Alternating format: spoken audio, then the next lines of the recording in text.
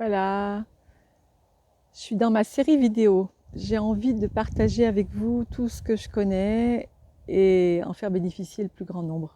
Alors là maintenant, je vais vous parler de la lecture intuitive. La lecture intuitive, c'est une capacité en fait que nous pourrions tous avoir, mais que nous n'avons pas appris à développer et à utiliser.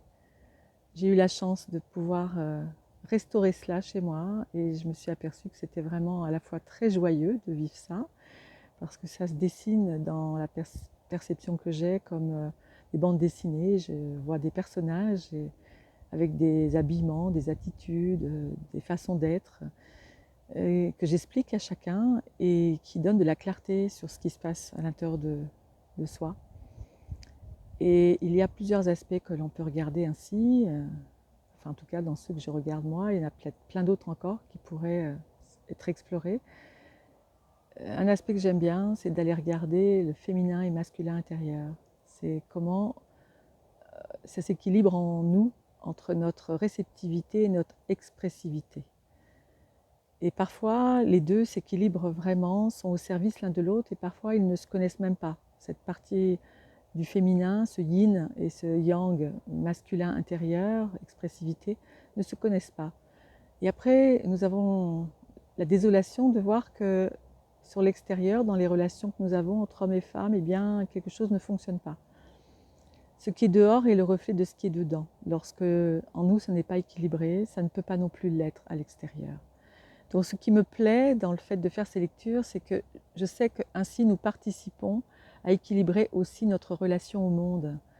Que si plein de personnes arrivent à créer une unité et une harmonie à l'intérieur d'elles-mêmes, eh bien il y aura la même unité et harmonie à l'extérieur, et que chacun nous pourrons rencontrer les personnes qui sont les plus adaptées pour nous, vraiment en équilibre avec ce que nous sommes. Donc soyez curieux de cela. Je peux du coup aussi aller voir ce qui fait sabotage. Le saboteur intérieur, c'est l'enfant intérieur. C'est la partie de nous quand nous étions jeunes qui s'est appuyée sur des croyances erronées, qui continue à jouer des scènes de vie intérieure, mentale, des projections, des conceptions du monde qui sont obsolètes, qui sont erronées. Donc c'est important d'aller regarder comment fonctionne notre saboteur intérieur et puis de voir qu'est-ce que cette partie guérissante que nous contenons chacun propose comme solution. Si nous appliquons cette solution, il y a un vrai changement qui se fait. Parfois, il se fait dans l'instant, au moment où on le comprend. Ça influence du coup l'équilibre de notre féminin masculin, et puis ça peut influencer ensuite notre relation à tout l'environnement qui nous entoure.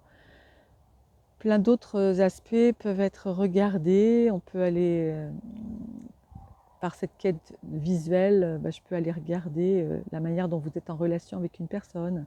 Je peux regarder comment vous êtes en lien avec votre habitat, avec une problématique de santé que vous avez. Voilà, plein de sortes de choses peuvent être regardées. Et si cela vous intéresse vraiment, je peux même envisager de vous apprendre comment faire.